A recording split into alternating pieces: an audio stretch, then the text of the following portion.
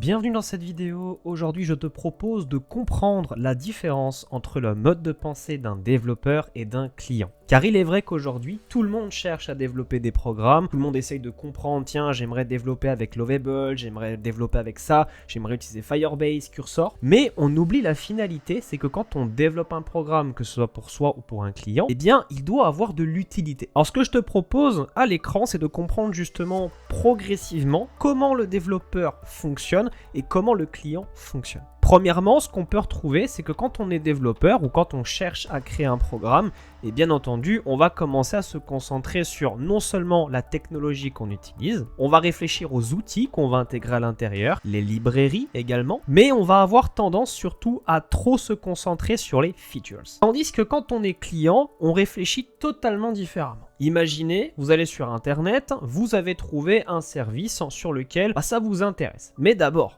qu'est-ce que vous avez fait? Premièrement, vous êtes allé sur Google, un moteur de recherche, celui que vous voulez. Vous avez effectué une recherche, vous êtes tombé sur l'un de ces outils et vous vous êtes dit, tiens, c'est sympa, c'est utile. Vous avez fait quelques tests, parce qu'effectivement, il ne faut pas se mentir, aujourd'hui, un outil qui ne propose pas de solution gratuite au départ a très peu de chances de faire de la conversion. On est en 2025, on n'est plus en 2010. Et donc le prospect, d'abord, avant de faire quoi que ce soit, avant de sortir sa carte bancaire, eh bien il va se poser la question fatidique de se dire, est-ce que c'est vraiment utile pour moi? Est-ce que ça vaut le coup que je m'achète ou que je m'abonne? Mais là, pour le moment, on est juste dans la première partie de lorsqu'on crée un programme. Ensuite, on va passer à l'une des parties les plus importantes, c'est sur les fonctionnalités. Aujourd'hui, en 2025, il y a tellement de services d'IA qui existent qu'effectivement, ça devient compliqué de savoir où se tourner, parce qu'on a ChatGPT par exemple, on a Coencoder, on a Claude AI, on a Grok, on en a plein qui proposent aussi leur forme d'abonnement. Et derrière, il y a les développeurs qui proposent leur propre service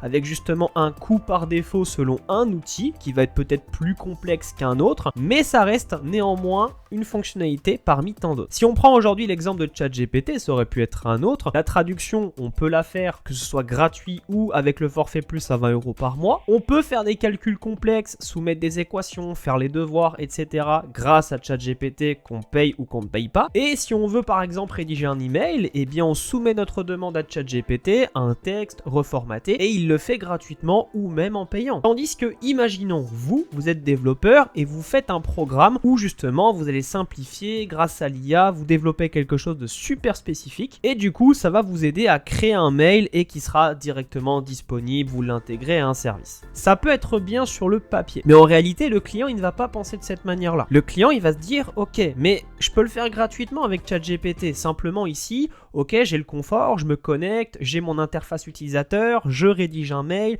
c'est super, c'est intégré, ça va peut-être plus vite, mais ça me coûte quand même 20 € par mois. Et sachez que dans ce monde, l'argent c'est le nerf de la guerre, ce qui veut dire que oui, à un moment donné, ça devient compliqué de faire face à une concurrence avec l'IA. Et c'est tout là l'intérêt de d'abord penser comme un client avant de développer son propre programme. Est-ce que c'est intéressant? Est-ce qu'il n'y a pas déjà d'autres services qui le proposent? Et est-ce que je me situe dans une tranche de coût qui est abordable? Maintenant, on va prendre un exemple concret avec Lovable et un développeur, en l'occurrence vous. Lovable, son avantage, c'est qu'effectivement, il va vous proposer une formule d'abonnement, que ce soit 20 €, que ce soit plus, etc. Vous avez juste à rentrer des prompts pour pouvoir faire du développement. Néanmoins, on aura quand même une dépendance à l'IA, donc ça, c'est vrai que c'est un petit peu moins folichon quand on fait du dev. Ça ne se passe que en ligne, c'est-à-dire que si vous n'avez pas de connexion, malheureusement, ça risque d'être compliqué, mais là, encore une fois, on résume simplement ce que fait Lovable. Derrière, ça reste un service et ça va bien entendu demander du temps. Tandis que vous, en tant que développeur, eh bien effectivement, non seulement vous allez pouvoir soit développer, mais ça va vous coûter peut-être plus cher en fonction des outils que vous allez utiliser, ou alors si vous êtes client et que vous faites appel à un développeur, la facture peut aussi être plus chère. La maintenance, c'est vous qui la gérez, mais c'est aussi un gain de temps sur le futur parce que vous ne dépendez pas de l'infrastructure des logiciels utilisés. L'avantage, c'est que vos données sont stockées localement sur votre machine, elles n'apparaissent pas sur un service. Effectivement, aujourd'hui, quand on utilise Lovable ou autre, on accepte que nos données soient traitées via un service, chose qui peut aussi être gênante chez certains développeurs. Vous pouvez faire votre propre cahier des charges et surtout, il y a très peu de temps requis lorsque vous faites appel à quelqu'un ou quand c'est vous qui le faites. Vous commencez avec une simple version, vous n'avez pas besoin de vous embêter à faire quelque chose de super solide dès le départ. Donc au niveau du coût, effectivement Lovable va être plus plus rapide et moins coûteux. Donc imaginons on veut construire notre interface front-end, et bien voilà, on va représenter avec des murs. Ici ça va aller très vite, en moins d'1 minute tout sera prêt. Vous en tant que développeur, effectivement ça va être un petit peu plus long parce qu'il va falloir construire le front-end, le back-end, les services, les API. Donc ça va peut-être coûter plus cher, mais par contre derrière vous avez une liberté qui est même pas comparable. Et donc voilà pourquoi j'explique que le dev gagne quand même, parce que on va prendre le cas où vous êtes un client et vous faites appel à un développeur. Donc là, j'ai vraiment fait le cas général dans la vidéo en général. Donc je vais vous expliquer pourquoi le dev va quand même gagner dans cette histoire, que ce soit un développeur ou même un client qui fasse appel à un développeur. Supposons que vous êtes client. On va prendre dans ce cas-là. Le développeur, sa mission, c'est pas juste de développer votre programme. C'est aussi de vous accompagner, de vous aider à comprendre qu'est-ce qui est vraiment utile à votre projet et qu'est-ce que vous pouvez vous éviter ou même vous absteindre de mettre en place pour éviter que ce soit bullshit ou tout simplement que ce soit des fonctionnalités qui coûtent inutilement pour votre application. Vous, en tant que client, entrepreneur par exemple, vous faites appel à un développeur, ce qui va se passer, c'est que vous prenez le temps de construire votre activité, côté administratif, le terrain, la prospection, le commerce, etc., pendant que votre application est en cours de construction. Tandis qu'avec Lovable, c'est un peu plus compliqué. Je prends Lovable, ça peut en être plein. Vous devez d'abord vous concentrer sur l'application, le SaaS, la gestion, la maintenance et en même temps vos clients. Au final, vous vous en sortez jamais. L'avantage du développeur, c'est que quand il ne dépend pas d'une plateforme, vous êtes propriétaire du code, sachez-le. Que vous fassiez appel à un développeur ou que ce soit vous qui développez votre application, il est chez vous le code, il est sur votre machine. Si vous voulez changer de logiciel, imaginons vous êtes sur Vercel, vous voulez passer à Netlify ou alors vous voulez aller sur un VPS, PHP, peu importe, vous êtes vraiment libre de l'envoyer où vous voulez. Tandis que Lovable, dans ce cas-là, oui, on va peut-être plus vite. Par contre, si jamais il y a de la maintenance, des problèmes, faut les corriger et on dépend uniquement de Lovable. Et surtout, le gros avantage, ça effectivement, c'est quelque chose qui n'est même pas comparable non plus,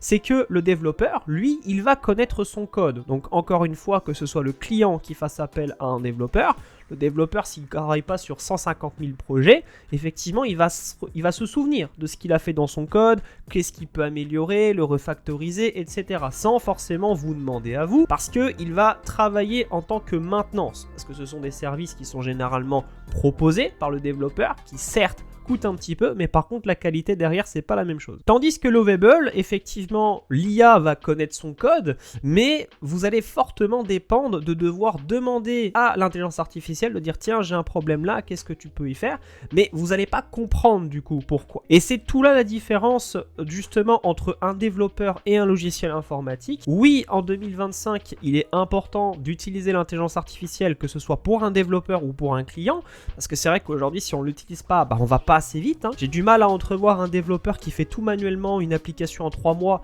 alors qu'un développeur avec IA, lui, il va prendre peut-être 2 semaines. Là-dessus, c'est indéniable, il faut quand même se mettre à l'intelligence artificielle. Mais je pense qu'à l'heure actuelle, au jour d'aujourd'hui, il faut pas confondre entre le vibe coding, la création de société, la création d'un programme qui va avoir une réputation. Imaginez-vous, mettez-vous dans la tête d'un entrepreneur qui possède une chaîne de magasins. Vous allez probablement pas faire du vibe coding, vous n'allez pas lui proposer une application en mode Lovable. Non, là ils vont faire appel à des vrais développeurs qui vont structurer ça sur des serveurs, qui vont vraiment faire les choses proprement, ça va être avec de la sécurité, de la protection, parce que quand vous engagez une clientèle dans une application, là c'est un tout autre domaine. Vous devez faire attention à la sécurité, vous ne devez pas faire n'importe quoi, et surtout vous devez être consentant du fait que les logiciels IA prennent le contrôle de vos données sans que vous le sachiez. Donc cette petite vidéo simplement n'est pas une sensibilisation, mais c'est tout simplement pour comprendre la différence entre quand on doit faire appel à une IA pour développer, comme Lovable qui est un service managé, ou alors d'être développeur soi-même, de faire appel à des IA comme Cursor, Windsurf, Void AI maintenant, il y en a plein qui existent